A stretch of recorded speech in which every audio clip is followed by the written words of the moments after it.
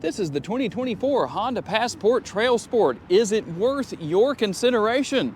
Hey everybody, it's Tom from Vehicle Visionary. I hope you're having a great day, and today I'm at Holmes Honda to give you the information to make a decision on whether it is worth your consideration. Now, one thing I'll say here that definitely could help.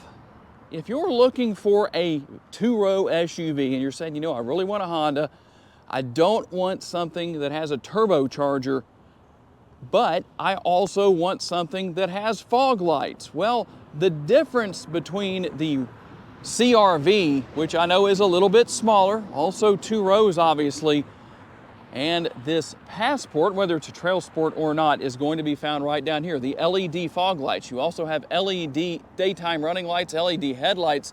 Everything here is pretty much LED for the most part, LED tail lights. But what really separates this model out being the TrailSport? Well, we're going to have quite a few things, including the gray 18-inch wheels, the grille, which is also gray, and the bumper garnish. You'll also find TrailSport logos in several different areas of the vehicle here on the front grille.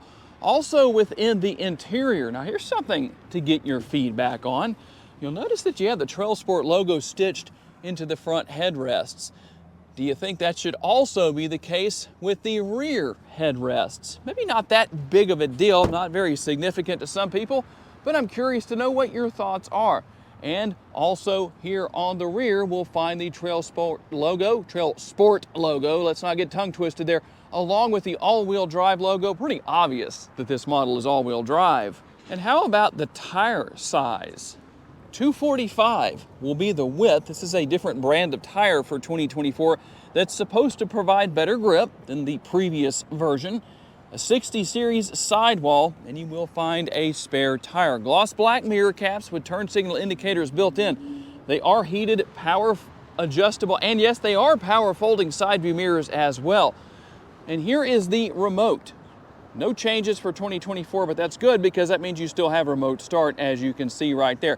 Now, one thing you might have noticed here is that you don't seem to have the blind spot information system built into the side view mirrors. Well, it's here, it's just in this area.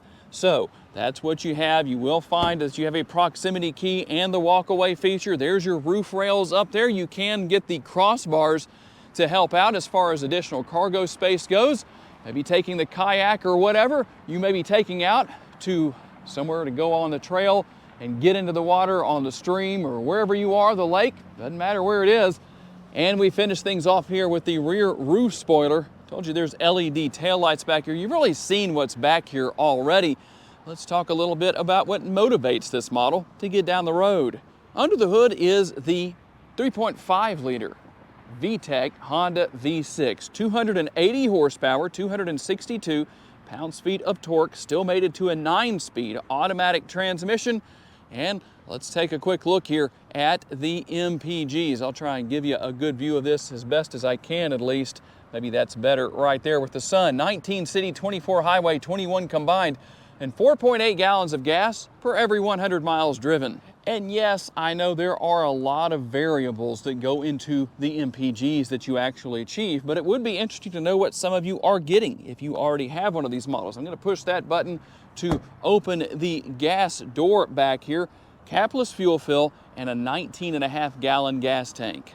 And if you would like to tow with your all-wheel drive Passport, it can tow up to 5,000 pounds. And how about cargo capacity? 50.5 cubic feet up to 100.7 up to 100.8 cubic feet. And all I'm going to do to lower the seats is push the buttons right here. That releases everything down with the 60-40 split rear seats. There is a 12-volt power outlet right here, as you can see. And there is room underneath the floor right here. The vehicle does come with a spare tire, by the way. Now, in case you don't know, while you can drop the seats with the buttons right here, you will have to put them up manually. Not a big deal, very easy to do no matter which side it is. They're nice and light, easy to deal with. And taking a look into the rear seating area, let's see how the armrest feels. That feels pretty comfortable, just putting my arm up there just for a few seconds. Hard to say what that would be like long term, but I think that would be good for your rear seat passengers.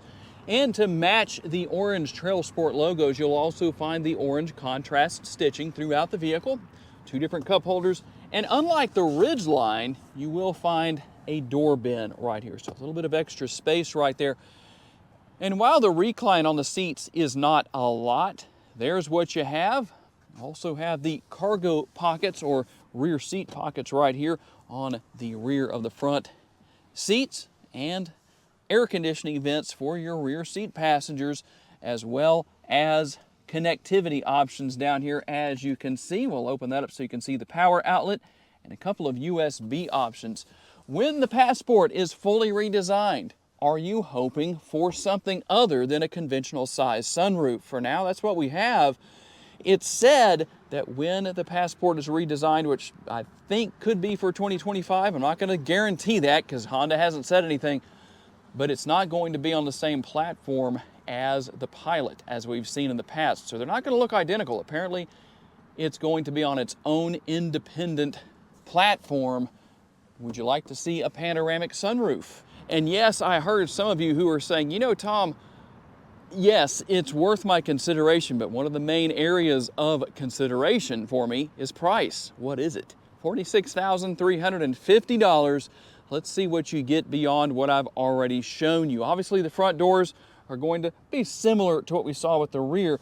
Comfortable armrest, the same orange contrast stitching, but you will find an upper and a lower door bin, so quite a bit more space where that is concerned. The seats are both power adjustable for the driver and the passenger. They also are heated.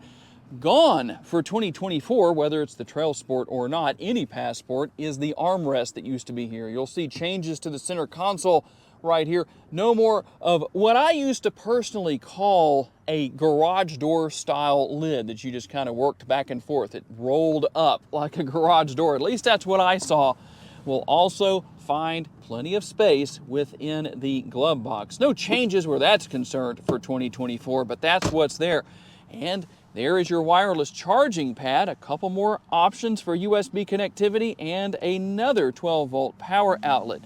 The push-button shifter is still here. What are your thoughts? I'm always curious to know. Some like it, some don't.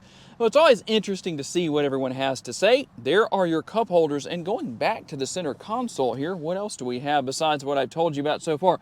Well, just a decent amount of space, but there is a lot of space within that area. And by the way, you do have the ability to open the sunroof. It tilts and slides open. Here is your upper console as far as what we have here. You also will find the sunglass holder. Now, there's not a conversation mirror here. So if you're going to give your kids or the adults in the back seat the angry eyes, you better make sure you come to a complete stop before you turn around and look at them. And let's take a look into the driver's compartment and see what the driver's going to find. The front doors have one touch up and one touch down windows. The rear doors are not. So just so you know ahead of time, 2 settings for seat memory. You can open and control or open and close the functionality of the power lift gate, power tailgate there on the rear. And you saw the button I hit earlier right there to open the gas door. And you can see some of the safety features right here. The left side of the steering wheel has the release where you can drop that and change the positioning of the tilt and telescopically adjustable steering wheel. And let's hit our push button start, and you can see the blind spot information system right there. Now, there is one more thing I didn't get to show you earlier because the ignition has to be on for the functionality of those power folding side view mirrors to work via the button right here. No other real changes to talk about here for 2024, but I know there's always going to be somebody who says, you know, I really like the older version. When there's a new interior and a new redesign, whole full redesign for the Passport, some are going to say they like this one better, and that's okay. There's nothing wrong with that. Steering wheel mounted controls, you do have the paddle shifters for working your way through the 9-speed automatic transmission. Still going to have the functionality for your headlights, taillights, and your fog lights right here. And then you can control all the functionality of the front and rear window wipers right there. Built-in navigation, that screen is not actually doing that. My camera just makes it looks that way. So if you're wondering about that, you can see the closer I get, the less it tends to flicker. But that's why it's doing that. Built-in navigation, Just to show you, we do have the multi-view rear view camera. You're not going to find any vehicles now that do not have a rear camera. Every vehicle was supposed to have one by the year 2020. So I think all automakers were way ahead of that. And everything you expect to see here, Apple CarPlay, Android Auto, all of that is here. And you still have the good old-fashioned knob for your radio right there to control the functionality there. Dual zone climate control here in the front. Here's where we control the heated seats, something we don't need today. And a little bit of space right here. I guess you could put a cell phone right there, maybe. And what about driving modes? As there are several to talk about here. We have normal, snow, mud, and sand. And besides the all-weather floor mats that come with this TrailSport model, one thing somebody may have already said something about in the comments, and if they did, that means they didn't watch this part of the video. You also have the orange ambient lighting within the interior. And I don't know how well you can see it in the door bin over there. I think you can see it a lot better over here on the driver's side. Hopefully you can see it, but it is there nonetheless. And that's not all. Let's take a look here. Well, before we do that, I don't know how well you can see the headlights. There are the brights, and then I will turn on the blinkers and let you see everything from the exterior as well. Just a little bit of an unusual thing you don't normally get to see in a lot of these videos. I won't blind you, hopefully, with the headlights here, but you can see what's here. And let's see here if I can get down here without blinding you and show you the LED fog lights down there. There we go, not a bad view. You can also come here to the rear and show you the LED tail lights as we hear the train coming through. Good timing to change scenes. Okay, we're going to get out on the road for our quick test drive here. And I know one of the common questions a lot of people are going to have is, what is the difference in ride quality between other models of the Passport and the TrailSport? Well, I do notice a little bit of a difference. It's not so bad that I think it's going to be a problem for anybody, but I do notice a little bit of a change in the ride quality, but I think it's something everybody can live with. I don't think it's a big deal. Overall, a very enjoyable vehicle to drive. And something else about the vehicle I didn't mention earlier in the video, this is a good time to mention this. Obviously, you have a lot of safety features. Airbags everywhere, what you would expect. You also have Honda sensing. There is one difference between a lot of the other vehicles you may see me feature here on my YouTube channel and this one as far as Honda sensing goes. You have adaptive cruise control, you have collision mitigation braking, you have lane keeping assist and road departure mitigation. You don't have traffic jam assist. I don't know how many people actually take advantage of traffic jam assist, but tell me what your thoughts are on that. But that's what's here. Overall, a very enjoyable vehicle to drive. The ride quality, I don't think is an issue. I mentioned that earlier in the video, and those people are probably saying, oh man, you know, I'm not so sure about it now. That's why you need to get out and drive these vehicles for yourself, because you may hop into the driver's seat and take off down the road and say, I can't really tell a difference between my current Passport, my 21 or 20 or whatever it might be, and the TrailSport. In fact, where I am right now, you know what? I'll tell you what, I can't tell as much of a difference as I might have expected to in that area back there that is rather rough. Just one of those great sections to test shocks and suspension here in the Shreveport, Louisiana area, northwest Louisiana.